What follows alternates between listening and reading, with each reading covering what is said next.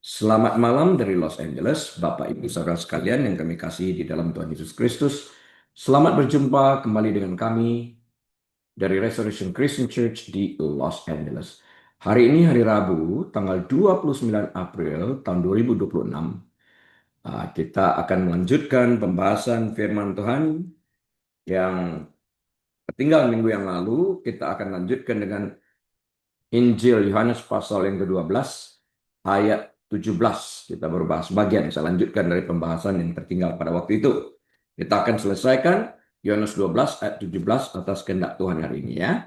Oke, mari kita baca Yohanes 12 ayat 17 untuk mengingatkan kita kembali apa yang tertulis di dalam Yohanes 12 ayat 17 ini. Nah, Yohanes 12 ayat 17 berkata sebagai berikut. Orang banyak yang bersama-sama dengan dia ketika ia memanggil Lazarus keluar dari kubur dan membangkitkannya dari antara orang mati, memberi kesaksian tentang dia. Nah, ayat ini Bapak Ibu Saudara sekalian merupakan jembatan penting dalam Injil Yohanes. Ayat ini menghubungkan salah satu mujizat terbesar Yesus, yaitu kebangkitan Lazarus, dengan peristiwa masuknya Yesus ke Yerusalem dengan kemenangan. Nah, kebangkitan Lazarus ini merupakan salah satu penyebab atau pencetus orang-orang Farisi, Saduki, ahli Taurat ini berembuk untuk membunuh Yesus dan melenyapkan Lazarus yang telah dibangkitkan ini. Kenapa? Karena imam kepala ini adalah orang Saduki yang tidak percaya kepada kebangkitan. Ini pengajaran mereka. Juga tidak percaya kepada adanya malaikat. Ya. Nah, sekarang bukti nyata Lazarus bangkit. Ini sangat mengganggu pengajaran mereka, sangat mengganggu organisasi mereka. Jadi bukti harus dilenyapkan dengan membunuh baik Yesus, sumber yang memberikan kehidupan, maupun Lazarus, bukti kebangkitan. Nah, saya akan melanjutkan tentang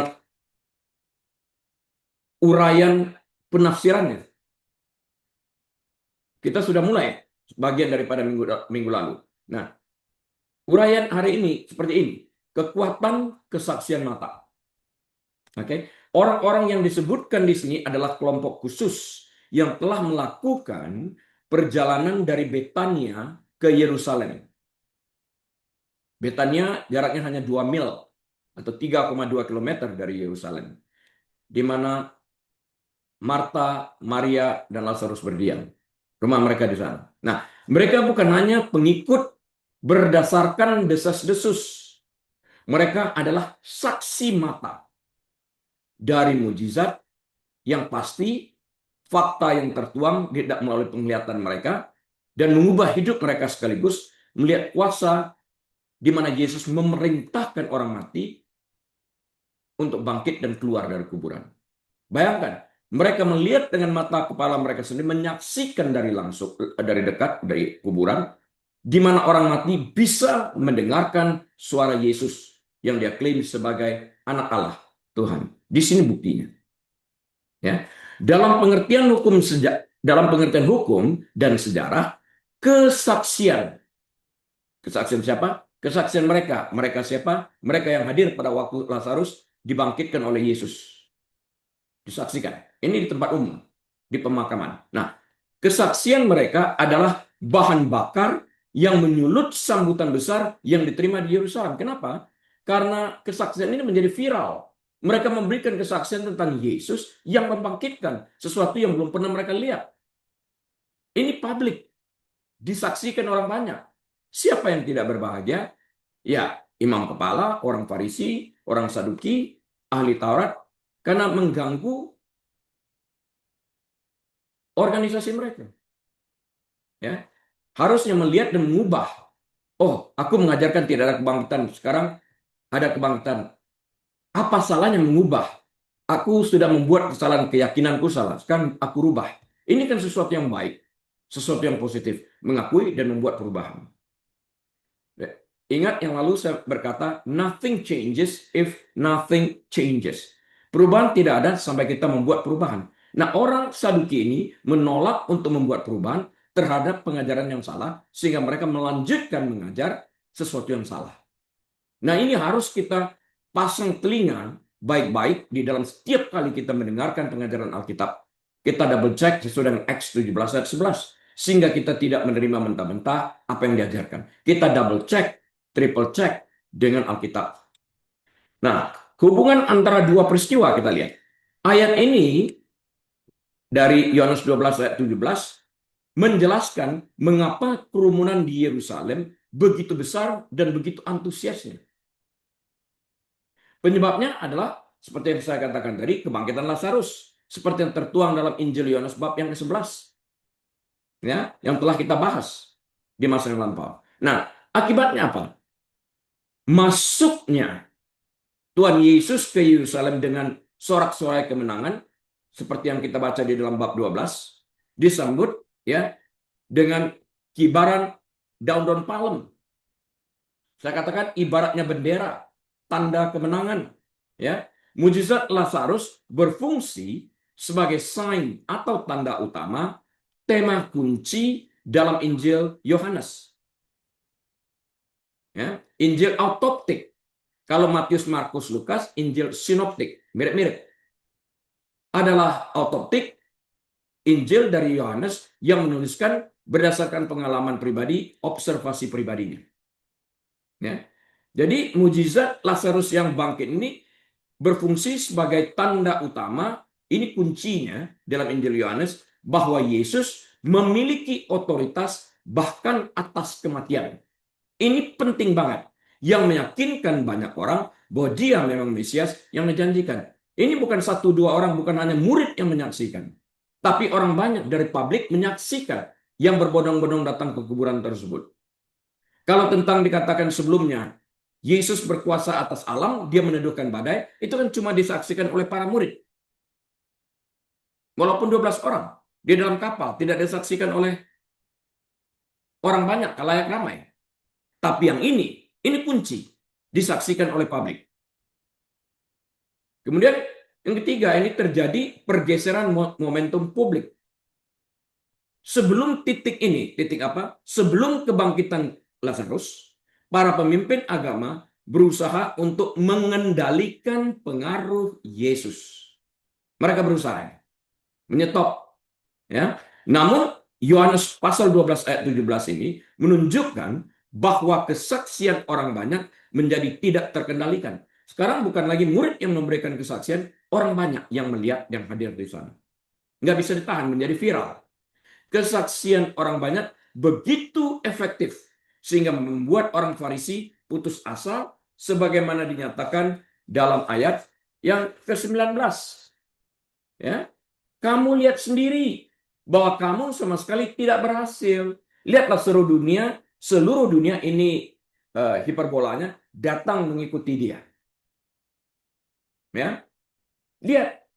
Orang artinya mengapa mereka katakan di sini orang Farisi mengatakan kepada imam kepala ini seluruh dunia datang karena jumlah anggota pengikut mereka berkurang berpindah kepada Yesus menjadi pengikut Yesus. Dikatakannya seluruh dunia datang mengikuti dia. Artinya kita kehilangan pengaruh loh ini. Nggak bisa di stop lagi loh ini. Nggak bisa dibendung lagi. Orang ini nggak akan berhenti berbicara. Nggak bisa dibungkam mulut mereka. Karena mereka menjadi saksi mata. Signifikan teologisnya poin yang keempatnya apa? Bagi Yohanes, murid Yesus ini, Rasul Yesus, memberikan kesaksian adalah tema utama. Kesaksian tentang apa? Tentang seorang individu yang memanggil orang mati dan orang mati taat demi mendengarkan suaranya. Ia menekankan bahwa iman tidak didasarkan pada filsafat abstrak, tetapi pada kebenaran yang dapat diamati. Iman yang tunjukkan oleh Yesus. Lazarus pasti tidak beriman, dia orang mati. Dan di sini tunjukkan otoritas. Bahkan bukan hanya alam patuh kepada dia waktu menghentikan badai, tapi juga orang mati patuh kepada perintahnya demi mendengarkan suara Yesus. Di sinilah bukti kekuasaannya atas hidup dan mati itu sendiri. Dengan menyoroti bahwa orang-orang bersaksi tentang kebangkitan Lazarus, Yohanes dalam hal ini Bapak Ibu Saudara sekalian mempersiapkan pembacanya untuk kebangkitan tertinggi, yaitu kebangkitan Yesus sendiri, yang akan terjadi hanya beberapa hari kemudian pada hari Minggu pagi. setelah dia mati. Pada hari ketiga dia bangkit, persis seperti yang tadi dibuatkan di dalam Alkitab Perjanjian Lama. Ya. Poin pentingnya apa di dalam hal ini? Poin pentingnya apa?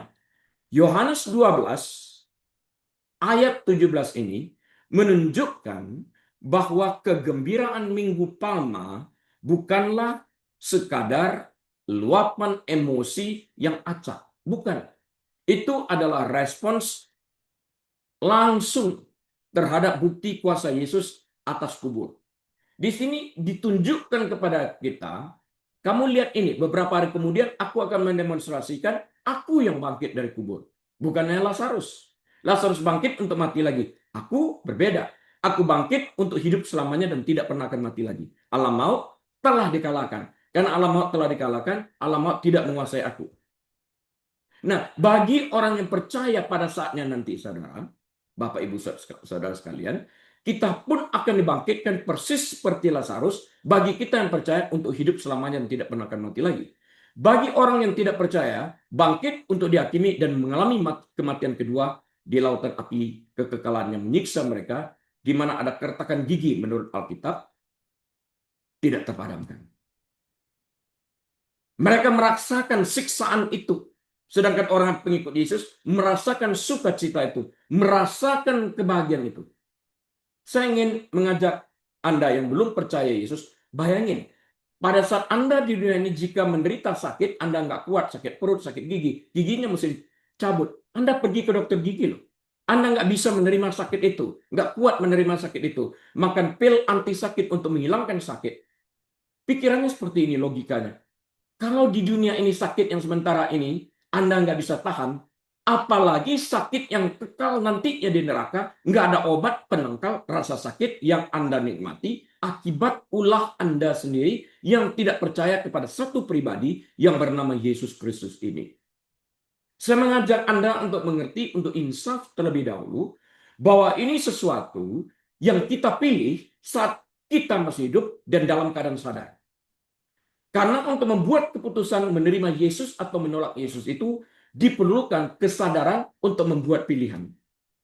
Jadi kita tidak dapat mengatakan tergantung Tuhan mau membawa saya ke neraka atau surga. Oh enggak, itu pilihan kita. Kalau kita memilih percaya kepada Yesus dengan segenap hati, kekuatan dan pikiran kita ini, itu iman, itu berasal daripada hati. Itu dijamin keselamatan kita, meninggal langsung masuk surga. Bukan percaya dengan pikiran. Percaya dengan pikiran itu adalah pengetahuan, knowledge. Belum tentu Anda beriman. Tapi percaya dengan hati, itu beriman. Apapun yang terjadi, aku tidak akan melepaskan ini. Jadi saya undang sekali lagi untuk berpikir sejenak saja. Ambil waktu 5 menit, pikirkan. Kalau rasa sakit di dunia ini, apapun yang disebabkan rasa oleh penyakit apapun, Anda tidak kuat menanggungnya, mengapa Anda mau menanggung sakit yang tidak ada obatnya nanti di neraka? Mengapa mau? Saya berharap Anda dapat mengerti apa yang saya katakan ini dan mengambil keputusan untuk bertobat, mengikuti jalan kebenaran, karena Yesus mengatakan, akulah kebenaran, akulah jalan, kebenaran, dan hidup. Ikuti dia. Percaya kepadanya dengan segenap hati, dengan segenap jiwa, dengan segenap kekuatan kita. Jangan ada satupun yang menghalangi kita untuk tidak percaya kepada Yesus. Ya, ini penting. Dan sekian banyak khotbah kali ini saya mengatakan kepentingan ini. Saya percaya dan saya mendengar suara kecil untuk mendorong saya mengatakan ini, bahwa Anda yang mendengarkan ini perlu merenungkan apa yang saya sampaikan ini. Ya, jadi dia berkuasa atas kematian dan atas kehidupan ini sendiri. Orang mati pun taat kepadanya. Kita semua taat. Bedanya nanti apa? Yang saya katakan tadi, orang yang percaya bangkit pada akhir zaman itu untuk hidup selamanya. Kita diadili untuk menerima mahkota, jenis mahkota. Orang tidak percaya bangkit untuk diadili, untuk kembali masuk ke dalam kematian kedua. Kematian kedua artinya terpisah daripada Allah, berada di tempat khusus. Tempat khusus itu namanya neraka. The lake of fire, lautan api yang tidak pernah akan padam. Pikirkan ini baik-baik. Anda terbakar 5 detik aja, refleks tarik 1 detik lah. Tarik tangannya, jarinya yang kebakar itu. Nah, ini dibakar tanpa ada yang dapat memadamkan api itu. Kok mau? Pikirkan ya. Untuk memahami sepenuhnya makna Yohanes 12 ayat 17, ada baiknya kita melihat Injil Yohanes sebagai sebuah kasus hukum. Saya ajak mengerti dari sisi ini. Yohanes sering menggunakan kata Yunani martiria. Artinya martiria ini kesaksian atau bukti. Untuk membuktikan bahwa Yesus adalah anak Allah. Buktinya barusan dilihat, orang mati ada takluk kepada suaranya bangkit. Ya. Pada momen khusus ini, kesaksian orang banyak bertindak sebagai titik balik yang memaksa otoritas agama untuk bertindak. Setiap pengadilan pasti mengajukan saksi. Ada saksi palsu, ada saksi benar yang langsung hadir di tempat menyaksikan kesaksian, memberikan kesaksian terhadap apa yang dilihatnya terjadi. Nah, ini begitu banyak orang memberikan kesaksian tentang apa yang mereka lihat, tentang power, tentang kuasa daripada Yesus membangkitkan Lazarus. Kesaksian itu sah. Nah, kemudian terjadi reaksi berantai daripada kesaksian. Kesaksian yang disebutkan dalam ayat 17 menciptakan efek domino efek yang mengarah langsung ke salib. Kita dapat memvisualisasikan alur peristiwa seperti ini. Kronologinya kita lihat. Yang pertama, peristiwa. Kita lihat dulu peristiwanya. Kronologi dimulai dari sebuah peristiwa. Yesus memanggil Lazarus keluar dari kubur. Pada waktu itu Lazarus sudah berada di dalam kubur 4 hari. Bahkan keluarganya mengatakan dia sudah bau nih. Itu Yohanes 11. Itu pertama peristiwa. Yesus memanggil Lazarus keluar dari kubur. Yang kedua, saksi mata yang menyaksikan Yesus memanggil Lazarus keluar. Orang-orang yang secara fisik berada di kuburan menyaksikan suara Yesus yang lantang memanggil, Lazarus, come forth. Lazarus keluarlah. Perintah. Yesus tidak berdoa, Yesus memberikan perintah. Di sini ditunjukkan Yesus itu memiliki otoritas atas kematian, dia beri perintah dan kematian itu tunduk kepada dia. Maut dikalahkan. Ya. Dia mulai menunjukkan kepada dia menang atas maut pada waktu membangkitkan Lazarus ini dan kemudian dia tunjukkan atas dirinya sendiri.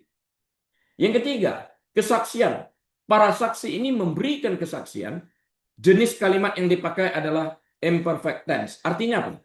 Artinya mereka terus-menerus membicarakan tentang kebangkitan Lazarus ini. Tidak terpadamkan, tidak terbendung. Mereka memberitakan ini, memberikan kesaksian ini kepada orang banyak yang datang untuk Paskah di Yerusalem. Ya, reaksi orang yang mendengar itu apa? Kerumunan besar lantas keluar untuk menyambut Yesus dengan ranting palem demi telah mendengar. Itu kesaksian itu terjadi.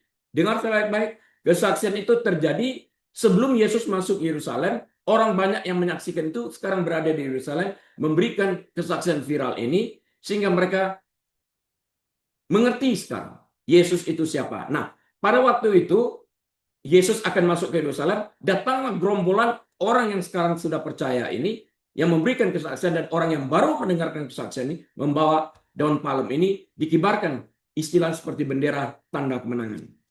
Yohanes 12 ayat 18 itu tadi, gerombolan orang besar ini keluar. Krisisnya di mana?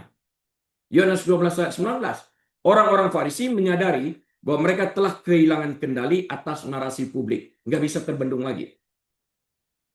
Tembok Berlin roboh, begitu juga. Tak terkendalikan lagi. Nah, keputusan orang-orang Farisi ini apa? Yohanes 12 ayat 19. Segera setelah orang-orang memberikan kesaksian dalam ayat 17 yang barusan kita baca bersama-sama, dan kerumunan bereaksi dalam ayat 18, kita melihat tanggapan orang-orang Farisi setelah itu. Sebab itu orang banyak itu pergi menyongsong dia. Setelah mendengarkan kesaksian, mereka bertindak pergi menyongsong. Karena mereka mendengar bahwa ia yang membuat mujizat itu. Yesus yang membuat mujizat. Dan kemudian orang-orang Farisi dalam ayat 19 berkata seorang kepada yang lain, kamu lihat sendiri bahwa kamu sama sekali tidak berhasil Lihatlah, seluruh dunia datang mengikuti dia. Kalau diterjemahkan dalam bahasa yang sederhananya, kita kehilangan pengikut. Kita kehilangan pengikut. Bahasanya seluruh dunia datang mengikuti dia. Kita kehilangan pengikut. Kita tidak dapat mengontrol lagi. Ya, kata Yunani yang digunakan dunia, kosmos, adalah sebuah kiasan, hiperbola dalam hal ini. Tetapi itu mengungkapkan kepanikan mereka. Ya kan? Kenapa panik? Karena pengikut mereka, anggota mereka, meninggalkan mereka untuk mengikuti Yesus.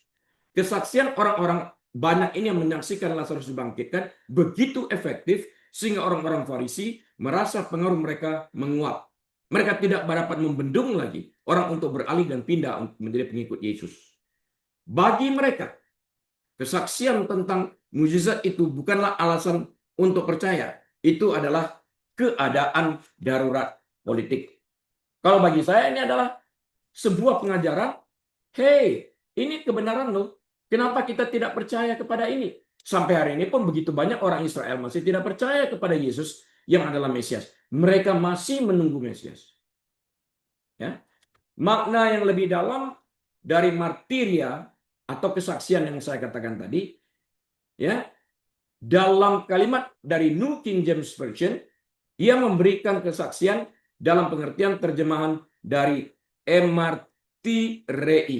Emartirei. Kata ini adalah akar kata dari kata modern yang kita kenal martir.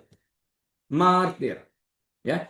Dalam perjanjian baru, seorang saksi, sekali lagi, dalam perjanjian baru, dengarkan baik-baik, dalam perjanjian baru, seorang saksi bukan hanya seorang yang menceritakan sebuah kisah yang dilihatnya, dialami, diperhatikannya, disaksikannya, tetapi seorang yang mempertaruhkan reputasinya dan seringkali nyawanya pada kebenaran apa yang mereka lihat dan kemudian disaksikan. Nyawa menjadi taruhannya. Nah, dengan memberikan kesaksian tentang seorang pria yang dibangkitkan dari kematian, yaitu Lazarus, orang-orang yang memberikan kesaksian ini membuat pernyataan publik yang berbahaya. Kami saksinya, kan itu. Bahwa Yesus memiliki kuasa yang lebih tinggi daripada kekaisaran Romawi atau imam besar Yahudi yang tidak mampu melakukan itu.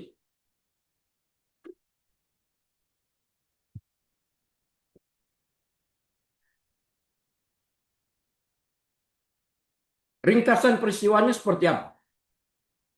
Yohanes 12 ayat 17 adalah momen di mana bukti pribadi mujizat di sebuah desa kecil yaitu di Betania terjadinya menjadi kesaksian publik. Bukti pribadi menjadi kesaksian publik. Proklamasi di ibu kota ditebarkan di Yerusalem. Ini adalah jembatan antara pelayanan pribadi Yesus dan penderitaan publiknya. Ini saatnya. Selama ini Yesus mengatakan, my time has not come yet. Waktuku belum sampai. Dimulai dengan mengubah air menjadi anggur. Waktu dia berkata kepada Maria, waktuku belum sampai. Waktu apa? Waktu menunjukkan kemuliaannya, menyatakan jati dirinya, who he is. Di sini terang-terangan. Sesaat sebelum dia mati dan dibangkitkan, dia menyatakan ini kemuliaan dia di depan orang banyak. Terang-terangan membangkitkan orang mati. Ini luar biasa. Disinilah alur Injil Yohanes mengambil arah yang gelap hampir seperti film. Karena apa? Karena kesaksian orang-orang dalam Yohanes 12 ayat 17 begitu efektif, para pemimpin agama menyadari bahwa membungkam Yesus saja tidak cukup. Mereka harus menghilangkan buktinya. Buktinya apa? Buktinya adalah Lazarus yang dibangkitkan. Karena itu mereka merencanakan juga untuk membunuh Lazarus. Sebuah kebodohan. Karena dengan membunuh Lazarus lagi, itu berarti mereka mengatakan bahwa Lazarus memang pernah bangkit. Tapi Alkitab hanya berhenti pada perencanaan untuk membunuh Lazarus. Alkitab tidak melanjutkan ceritanya sehingga kita tidak tahu. Ya. Berikut adalah uraian tentang hubungan perjanjian lama dan daftar target yang dibuat oleh orang-orang Farisi. Kita pelajarin, ini penting. Melihat ini. Kita pelajarin terlebih dahulu naskah perjanjian lama yang diikuti kerumunan. Ingat ya, perjanjian lama itu ditutup pada saat Yesus mengembuskan napasnya yang terakhir kali dan kemudian bangkit. Perjanjian lama ditutup, dimulai dengan perjanjian baru. Oke? Ketika para saksi mata dari Yohanes 12 ayat 17 mulai berteriak tentang seorang pria yang dibangkitkan dari kematian, kerumunan Yahudi di Yerusalem segera menghubungkan dengan nubuat-nubuat mesianik tertentu. Mereka tidak hanya bersorak untuk sebuah mujizat, mereka bersorak untuk seorang raja. Maka disebut juga di kalimat itu Raja Israel. Nah, Mazmur 118 ayat 25 dan ayat 26. Kerumunan berseru, Hosana. Diberkatilah dia yang datang dalam nama Tuhan. Ini adalah lagu mars untuk Mesias. Dengan memberikan kesaksian tentang Lazarus, orang-orang memberikan isyarat bahwa Raja akhirnya telah tiba untuk memenuhi Mazmur ini. Hosana, save us now. Selamatkan kami sekarang. Itu jeritan desperate cry. Ya, betul-betul urgent. Nah, kemudian kita lihat nubuatan dalam Zakaria 9 ayat 9 yang telah kita singgung minggu lalu. Zakaria ayat 9 ayat 9 ini, saya ulang, Zakaria 9 ayat 9 ini adalah nubuat terkenal tentang raja yang datang dengan rendah hati dan menunggang keledai. Raja yang datang dengan menunggang keledai, seorang raja yang rendah hati. Ya. Kesaksian tentang kebangkitan Lazarus bertindak sebagai bukti yang membuktikan bahwa orang yang menunggang keledai itu adalah orang yang dinubuatkan Zakaria. Zakaria menubuatkan ada raja yang rendah hati, dia tidak menunggangi kuda tapi keledai. Nah, pada orang waktu melihat Yesus menunggang keledai ini dan tahu dia lemah lembut, orang menghubungkan ini dengan nubuat yang tertuang dalam Zakaria 9 ayat 9. Dan kemudian kita lihat masalah Lazarus. Yohanes 12 ayat 10 dan 11. Orang-orang Farisi memiliki masalah logistik yang besar. Yesus adalah masalahnya, tetapi Lazarus adalah buktinya. Akibat Yesus membangkitkan, masalahnya adalah orang-orang berpindah menjadi pengikut Yesus. Buktinya Lazarus. Selama Lazarus berjalan-jalan di Yerusalem, dia makan, dia bernapas, dia berbicara, dia bergerak. Penyangkalan orang-orang Farisi terhadap Yesus tampak menggelikan. Nggak ada kebangkitan, kata orang Saduki. Ini buktinya di sini. Nah, Yohanes 12 ayat 10-11 mengatakan sebagai berikut. Yohanes 12, 10-11. Lalu imam-imam kepala bermufakat untuk membunuh Lazarus juga. Bermufakat untuk membunuh Lazarus juga. Sebab karena dia, artinya karena Lazarus, banyak orang Yahudi meninggalkan mereka dan percaya kepada Yesus. Meninggalkan kelompok Farisi, Saduki, ahli Taurat ini dan menjadi pengikut Yesus. Ini logistiknya. Ini datanya, ini faktanya. Nah, kemudian kita lihat ironi plotnya ini ya. Para pemimpin agama begitu dibutakan oleh kebutuhan mereka akan kendali sehingga mereka, para ahli agama ini berencana untuk membunuh seorang pria yang baru saja dibangkitkan dari kematian. Lazarus. Ini menunjukkan keputusasaan, desperate, keputusasaan posisi mereka. Mereka mencoba menggunakan kematian untuk memperbaiki masalah yang disebabkan oleh seseorang yang telah mengalahkan kematian. Ini sama tidak berpikirnya seperti Kain pertama kali membunuh Habel. Dengan membunuh Habel bukan berarti dia menjadi orang benar yang pertama, bukan berarti persembahannya langsung diterima. Kenapa tidak berbicara kepada adiknya hati-hati? Dek, kakak tanya ya, bagaimana cara adik memberikan persembahan sehingga persembahan dedek diterima? Kenapa enggak bertanya seperti itu? Kenapa harus dibunuh? Saya mengajak berpikir secara tenang dengan logika. Ya. Sekarang, mengapa Lazarus ini menjadi target? Sama seperti saya katakan tadi, mengapa Habel ini menjadi target daripada Kain? Mengapa harus marah kepada? Mengapa dia harus ditargetin? Di sini mengapa Lazarus menjadi target orang Farisi ini, ahli Taurat ini, orang Saduki ini, imam kepala? Why? Lazarus adalah saksi hidup. Bahkan jika dia tidak pernah mengucapkan sekata-kata pun, hening, silence, keberadaannya sendiri memberikan kesaksian tentang kuasa Kristus. Dia makan, dia bergerak, dia hidup, dia berbicara.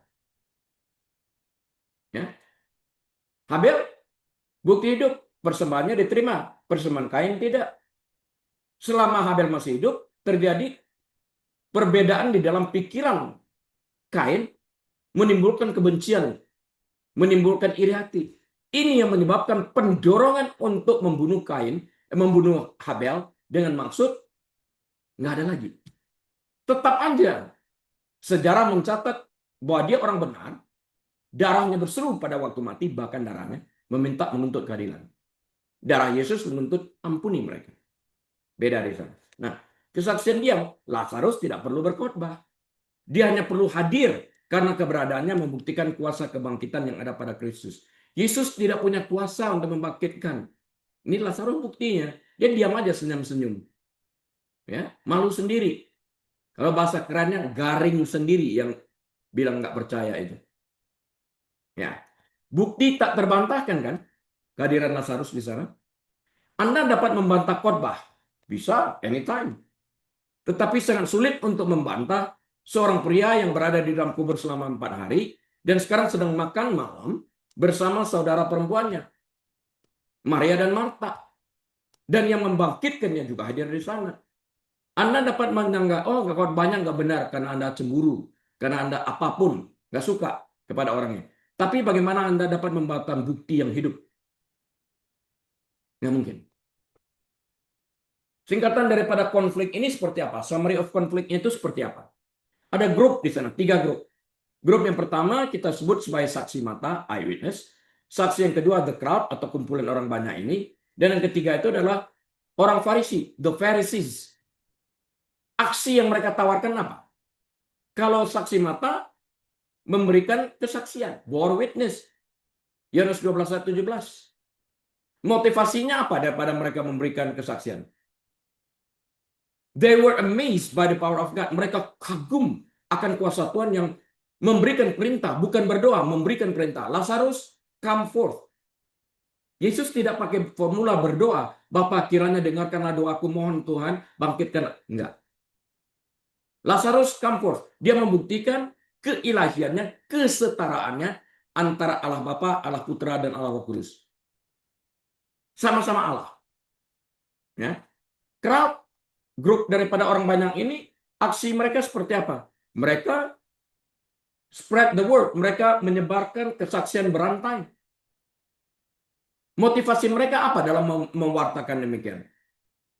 They hope for Messianic King to freedom. Mereka berharap Raja Mesias ini datang untuk memerdekakan mereka, membebaskan mereka dari sistem penjajahan Roma. Orang Farisi, aksi mereka apa?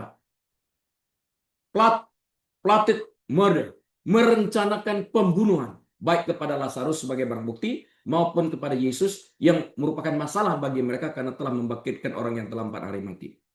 Motivasi mereka apa? They fear losing their political status and place. Mereka khawatir kehilangan status politik mereka dan tempat mereka, organisasi mereka. Oke. Sebuah pemikiran akhir tentang ayat 17 saya ingin mengundang kita semua berpikir ya. Yohanes 12 ayat 17 adalah momen di mana iman dan politik bertabrakan. Antara iman dan politik bertabrakan pada ayat 17 Yohanes 12 ini. Kesaksian orang-orang memaksa setiap orang untuk membuat pilihan. Apakah Anda mengikuti bukti dari para saksi ini? Ataukah Anda melindungi kekuasaan Anda sendiri dengan mencoba menghilangkan bukti? Ini kan logika berpikir. Ya kan? Tema kesaksiannya apa? Yang dimulai dengan kerumunan orang dalam kitab Injil Yohanes pasal 12 ayat 17 mencapai puncaknya selama pengadilan Yesus di hadapan Pontius Pilatus. Dalam Injil Yohanes, pengadilan bukan hanya proses hukum. Itu adalah konfrontasi spiritual di mana konsep memberikan kesaksian bergeser. Konsep memberikan kesaksian, dengarkan baik-baik, konsep memberikan kesaksian bergeser dari orang-orang kepada Yesus sendiri. Mereka dengar kesaksian, nabiang keladinya Yesus. Itu dia. Berikut adalah bagaimana alur naratif itu berakhir. Pergeseran dari mujizat ke kebenaran dalam Yohanes 12 ayat 17. Orang-orang memberikan kesaksian tentang suatu tanda. Apa tanda itu? Kebangkitan Lazarus. Pada saat Yesus berdiri di hadapan Pilatus dalam Yohanes 18, fokus bergeser dari apa yang Yesus lakukan kepada siapa Yesus itu. Bergeser. Tadi mau bunuh dia sebagai masalah membangkitkan orang. Sekarang bergeser. Bukan lagi apa yang dihasilkan melalui apa yang dikerjakan ini Lazarus bangkit, tapi siapa Yesus itu. Ya, Yesus menyampaikan pernyataan misinya kepada Pilatus dalam Yohanes 18 ayat 37. Dia katakan ini, pelayanan misinya, pernyataan visinya, mission statement kalau kita katakan hari ini. Engkau mengatakan, ini Yohanes 18 ayat 37 ya. Yesus bilang engkau itu artinya Pilatus. Engkau mengatakan bahwa aku adalah raja. Untuk itulah aku lahir dan untuk itulah aku datang ke dalam dunia ini supaya aku memberi kesaksian tentang apa? Tentang kebenaran. Setiap orang yang berasal dari kebenaran mendengarkan suaraku. Setiap orang yang berasal dari kebenaran mendengarkan suaraku. Yang tidak akan mendengarkan. Perhatikan hubungan linguistiknya. Perhatikan baik-baik Bapak Ibu Saudara sekalian, perhatikan hubungan linguistiknya. Akar kata Yunani yang sama yang digunakan untuk kerumunan yang memberikan kesaksian dalam Yohanes pasal 12 ini digunakan oleh Yesus di sini. Ia tidak lagi bergantung pada kerumunan untuk berbicara mewakilinya. Ia adalah saksi terakhir yang memberikan kesaksian itu. Ironi besar, siapa hakimnya? Dalam kerangka hukum Yohanes yang dinilai dari observasi Yohanes ya, peran-peran tersebut secara halus dibalik selama persidangan. Pandangan dunia, Pilatus adalah hakim dan Yesus adalah terdakwa. Karena Yesus diadili oleh Pilatus. Jadi dalam pandangan dunia, Pilatus otomatis menjadi hakim. Yang terdakwa siapa? Yesus. Tapi dalam pandangan Yohanes apa? Perhatikan bedanya ini ya, jangan lewat. Dalam pandangan Yohanes, Yesus adalah saksi kebenaran dan Pilatus adalah seorang yang diadili. Kamu mengenal kebenaran itu enggak? Jadi ini nangkap ya. Ini penting. Nah, ketika Pilatus mengajukan pertanyaan skeptisnya yang terkenal, apakah kebenaran itu? What is truth? Yohanes 18 ayat 38. Disinilah Pilatus mengalami kegagalan. Ia gagal mendengarkan suara saksi. Ia gagal mendengarkan suara sang saksi. I'm supposed to say. Saya seharusnya berkata, Pilatus gagal mendengarkan suara sang saksi. The witness, tunggal, sang saksi. Kesaksian yang dimulai dengan kerumunan di makam Lazarus ini telah disampaikan kepada otoritas tertinggi di negeri itu. Dan otoritas tersebut menolaknya. Jadi berbeda ya cara pandang dunia dan Yohanes. Beda, tajam banget perbedaannya. Nanti direnungkan kembali. Nah, pembalikan kesaksian orang banyak. Mungkin bagian paling tragis dari tema kesaksian adalah perubahan dalam kerumunan orang banyak. Yohanes 12 ayat 17, orang banyak memberikan kesaksian tentang kuasanya atas kematian untuk memuji Dia. Luar biasa, ini anak Allah. Yohanes 19 ayat 15, orang banyak yang dihasut oleh para pemimpin memberikan kesaksian melawan Dia sambil berteriak, kami tidak mempunyai raja selain hakim. Nah, orang-orang yang melihat bukti kebangkitan akhirnya memilih kekuasaan politik kaisar daripada saksi kebenaran. Goncang. Nah, kesaksian tertulis yang terakhir ini ya. Yohanes mengakhiri persidangan dengan kesaksian terakhir yang bersifat permanen. Ketika Yesus disalibkan, Pilatus menulis sebuah gelar yang meletakkannya di kayu salib. Yohanes 19 ayat 19. Yesus dari Nazaret, Raja orang Yahudi. Disingkat INRI. Yesus dari Nazaret, Raja orang Yahudi. Nah, para imam kepala maksudnya berusaha memujuk Pilatus untuk mengubah menjadi ia berkata akulah raja. Diganti. Ini kesaksian Pilatus. INRI, Yesus dari Nazaret, Raja orang Yahudi. Statement. Dia orang bilang, jangan tulis itu, tulis saja Yesus berkata, ia adalah Raja Orang Yahudi. Artinya mereka mempunyai kesempatan untuk menolak. Tapi ini pengakuan dari pemerintah, ya. Tetapi Pilatus menolak permintaan orang banyak ini. Di mata Yohanes, ini adalah kesaksian resmi terakhir yang tidak disengaja tentang identitas Yesus yang diakui sebagai raja. Ditulis dalam bahasa Ibrani, dalam bahasa Yunani, dalam bahasa Latin untuk dilihat oleh seluruh dunia. Yang ditakuti oleh orang-orang Farisi dalam Yohanes 12 ayat 19.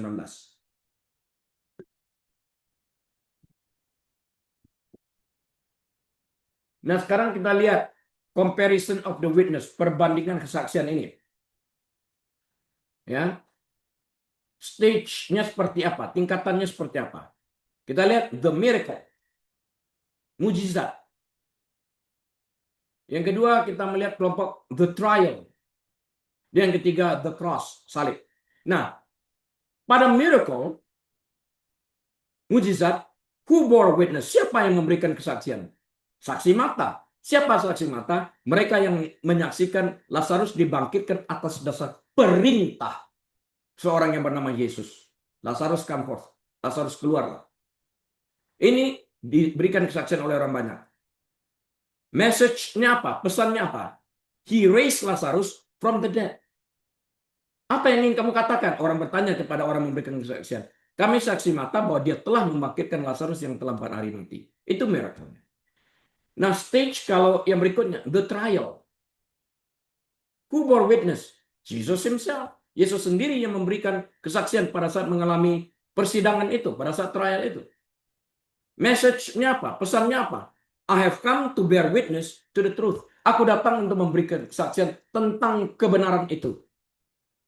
Apa kebenaran? Akulah kebenaran itu. Akulah jalan kebenaran dan hidup. Di sini kegagalan Pilatus. Dan terletak perbedaan antara pandangan dunia dan pandangan daripada Yohanes yang memberikan kesaksian ini. Telah kita bicarakan tadi. Kemudian yang terakhir, stage yang terakhir itu adalah the cross. Pilate's inscription. INRI. Yesus dari Nazaret, Raja orang Yahudi. Pengakuan, statement. Oleh pemerintah Roma. Dalam bahasa Hebrew, dalam bahasa Yunani, dalam bahasa Latin. 3 bahasa. Pesannya apa? Message-nya apa? This is the King of the Jews. This is. Ini Raja Yahudi. Menunjuk kepada ini kesaksian terakhir. Ya. Kesaksian dimulai di jalan-jalan Betania, berakhir di salib Romawi. Membuktikan bahwa Yesus tidak hanya melakukan mujizat, ia menggenapi identitasnya. Bahkan pemerintah pun mengakui ini Yesus dari Nazaret, bukan Yesus yang lain, Raja orang Yahudi. Dalam Injil Yohanes, kata kebenaran, aletheia, artinya dalam bahasa Yunani, bukanlah sekadar kumpulan fakta atau filsafat moral. Bagi Yesus, kebenaran adalah pribadi dan realitas yang berdiri berlawanan langsung dengan kebohongan sistem dunia. I am the way, the truth, and the life. Akulah jalan, kebenaran, dan hidup. Di mana Pilatus setelah mendengarkan sang kebenaran, menyatakan, memberitakan, memberikan kesaksian tentang kebenaran, dia bertanya, what is truth? Dia gagal di sini. Dia tidak lulus. Ketika Yesus mengatakan kepada Pilatus dalam Yohanes 18 ayat 37 bahwa ia datang untuk memberi kesaksian tentang kebenaran, ia meringkas seluruh misinya tentang kebenaran itu. Berikut adalah makna spesifik dari kebenaran itu. Kebenaran itu saya katakan tadi bersifat pribadi. Itu pribadi. Truth is person. Yesus sendiri. Sebelumnya dalam Yohanes 14 ayat 6, Yesus membuat pernyataan paling radikal mengenai topik ini. Akulah jalan, kebenaran, dan hidup. Satu paket. Nggak bisa aku mau cuma pilih hidup aja di surga. Aku nggak mau kebenaran, aku nggak mau jalan. Nggak ada jalannya, kamu nggak sampai ke sana. Harus jalan apa? Jalan kebenaran, bukan jalan salah. Barulah kamu sampai kepada kehidupan kekal di surga. Nah, maknanya kebenaran bukanlah sesuatu yang Yesus diskusikan. Itu adalah sesuatu yang ia sendiri. I am the way, the truth, and the life. I am the truth. Itu bukan sesuatu yang didiskusikan. Kamu ingin tahu kebenaran? Ini kebenaran itu. Aku. objeknya dia, kebenarannya dia. Ya, kesaksian dengan membangkitkan Lazarus dalam Yohanes 12 ayat 17, Yesus memberikan bukti fisik dari realitas spiritual ini. Ia bersaksi bahwa kuasa Allah yang memberi hidup hadir secara fisik di dalam dirinya. Dia Allah itu sendiri. Yang kedua, kebenaran adalah realitas versus penampilan. Antara realitas dan penampilan. Kita lihat, kita periksa. Dalam konteks filsafat Yunani pada masa itu, saat itu, aletheia sering berarti pengungkapan atau realitas. Ya, kebenaran, aletheia, tapi juga berarti pengungkapan atau realitas nih. Kebenaran dunia. Itu apa? Kebenaran dunia, kekuatan menentukan kebenaran, kematian adalah akhir, dan kaisar adalah Tuhan. Itu kebenaran dunia yang berkuasa pada waktu itu. Kebenaran Yesus apa? Bedakan ini ya, antara kebenaran dunia dan kebenaran Yesus. Kebenaran Yesus, kasih adalah kekuatan terbesar, hidup mengalahkan kematian, dan Allah adalah Raja. Ini penting. Ya. Nah, konflik terjadi ketika Yesus memberikan kesaksian tentang kebenaran, dialah kebenaran itu di hadapan Pilatus, ia mengungkapkan fakta bahwa kekuasaan Pilatus adalah ilusi. Kamu tidak memiliki kuasa apapun terhadap diriku kecuali kuasa itu diberikan kepadamu. Pilatus mengira ia memiliki kuasa atas hidup dan mati. Tetapi Yesus telah membuktikan melalui Lazarus bahwa ia memegang kunci untuk kedua-duanya, hidup dan mati. Kebenaran itu membebaskan, memerdekakan. You will come to know the truth will set you free. Engkau akan mengenal kebenaran, kebenaran itu memerdekakan kamu. Kebenaran itu adalah Yesus. Engkau mengenal Yesus, Yesus memerdekakan kamu dari hukum kutuk dosa. Memindahkan dari neraka kepada surga abadi. Nah, dalam konteks Yohanes 8 ayat 32, Yesus berkata, kamu akan mengetahui kebenaran, dan kebenaran itu akan memerdekakan kamu. Perkataan tahu di sana, to know, artinya berintimasi. Kamu berintimasi atau melakukan akrab dengan kebenaran itu, kamu melakukan itu yang memerdekakan kamu. Beriman. Memberikan kesaksian tentang kebenaran berarti menawarkan jalan keluar dari perbudakan dosa dan ketakutan akan kematian. Nah, kerumunan orang banyak dalam Yohanes 12 ayat 17 menyaksikan pembebasan. Lazarus dibebaskan dari kubur yang mengungkungnya, dan batu yang menutup kuburan itu memisahkan antara dunia orang mati yang berada dalam kuburan dan dunia orang hidup. Ini adalah pratinjau dari kebenaran tertinggi, bahwa umat manusia dapat dibebaskan dari kebohongan tertinggi bahwa kita ditinggalkan untuk mati. No, not at all. Nah, kebenaran sebagai wahyu ilahi. Dalam prolog Yohanes bab yang pertama, ia mengatakan bahwa Yesus penuh kasih karunia dan kebenaran. Menyaksikan kebenaran berarti menunjukkan kepada dunia persis seperti apa yang Allah katakan tentang siapa kebenaran itu, yaitu Putra Tunggalnya Yesus Kristus. Sebelum Yesus, orang-orang memiliki gagasan tentang Allah.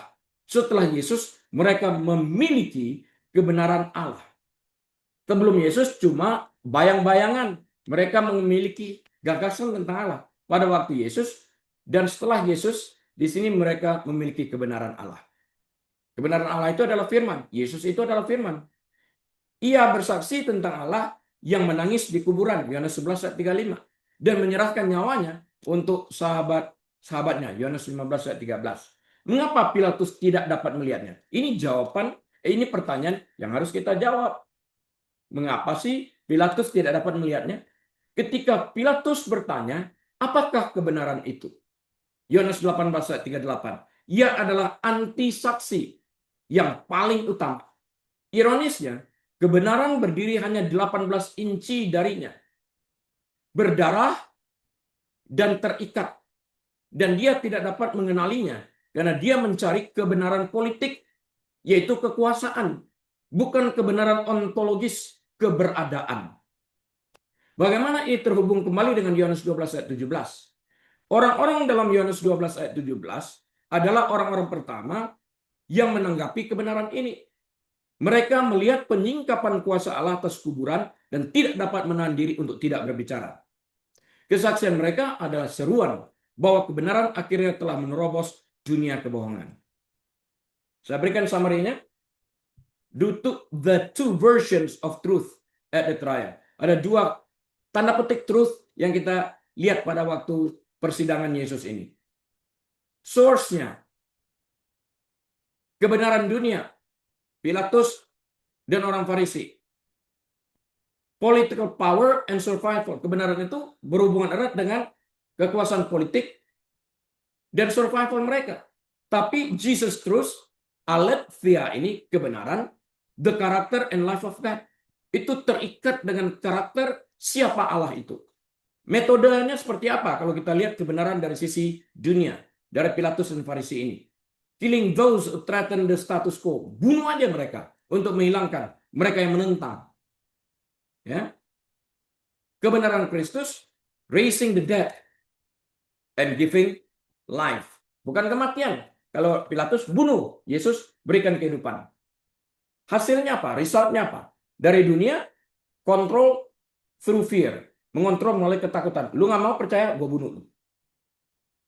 Yesus kebenarannya adalah freedom through love. Kemerdekaan melalui kasih. Bapak Ibu saudara sekalian, saya telah selesai membahas Yohanes 12 ayat 17 ini. Kita masuk dalam doa dengan ucapan syukur. Tuhan, kami bersyukur Engkau telah mengajar kami sebagian daripada kebenaran ini. Biarlah kami perdalam, imani, dan kami lakukan, karena Yesus itu kebenaran satu-satunya, dan kami dimerdekakan. Terima kasih Bapak, bersyukur dalam nama Tuhan Yesus. Baik Bapak Ibu saudara sekalian, atas izin Tuhan, kita dapat berjumpa kembali minggu depan. Dari Los Angeles, saya ucapkan Shalom. Tuhan memberkati.